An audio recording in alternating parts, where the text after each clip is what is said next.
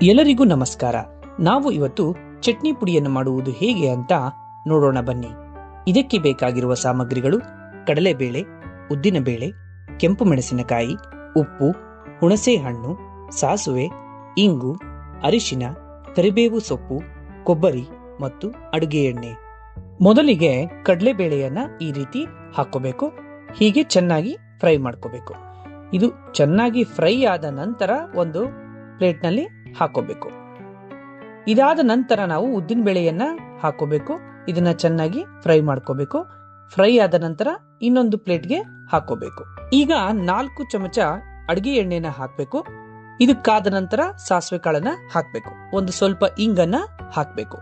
ಇದ್ರ ಜೊತೆಗೆ ಹುಣಸೆಹಣ್ಣ ಹಾಕಿ, ಆಮೇಲೆ ಅರಿಶಿನ ಹಾಕಿ, ಕರಿಬೇವು ಸೊಪ್ಪನ್ನ ಹಾಕಬೇಕು. ಸ್ವಲ್ಪ ಫ್ರೈ ಆದ ನಂತರ ಕೆಂಪು ಮೆಣಸಿನಕಾಯಿನ ಈ ರೀತಿ ಹಾಕಬೇಕು. ಇದಾದ್ಮೇಲೆ ಕೊಬ್ಬರಿನ ಹಾಕಿ ಫ್ರೈ ಮಾಡ್ಕೋಬೇಕು.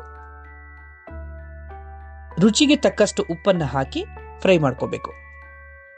ಇದನ್ನ ಮತ್ತೊಂದು ಪ್ಲೇಟ್ಗೆ ಹಾಕಬೇಕು.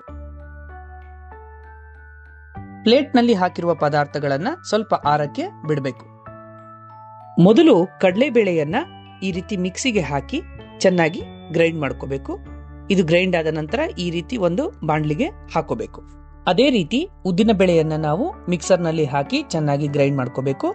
ಗ್ರೈಂಡ್ ಆದ ನಂತರ ಬಾಂಡ್ಲಿಗೆ ಹಾಕಬೇಕು. ಕಡೆಯದಾಗಿ ಹುರಿದಿರೋ ಕೆಂಪು ಮೆಣಸಿನಕಾಯನ್ನ ಮಿಕ್ಸರ್ ನಲ್ಲಿ ಹಾಕಿ ಚೆನ್ನಾಗಿ ಗ್ರೈಂಡ್ ಮಾಡ್ಕೋಬೇಕು. ಇದನ್ನು ಕೂಡ ನಾವು ಈ ರೀತಿ ಬಾಂಡ್ಲಿಗೆ ಹಾಕಬೇಕು. ಈ ರೀತಿ ಸ್ವಲ್ಪ ಮಿಕ್ಸ್ ಮಾಡ್ಕೋಬೇಕು. ಮಿಕ್ಸ್ ಆದ ನಂತರ ನಾವು ರುಚಿಗೆ ತಕ್ಕಷ್ಟು ಉಪ್ಪನ್ನ ಹಾಕಬೇಕು. ಈಗ ಬಾಂಡ್ಲಿಯಲ್ಲಿರುವ ಮಿಶ್ರಣವನ್ನ ನಾವು ಚೆನ್ನಾಗಿ ಈ ರೀತಿ ಮಿಕ್ಸ್ ಮಾಡಬೇಕು.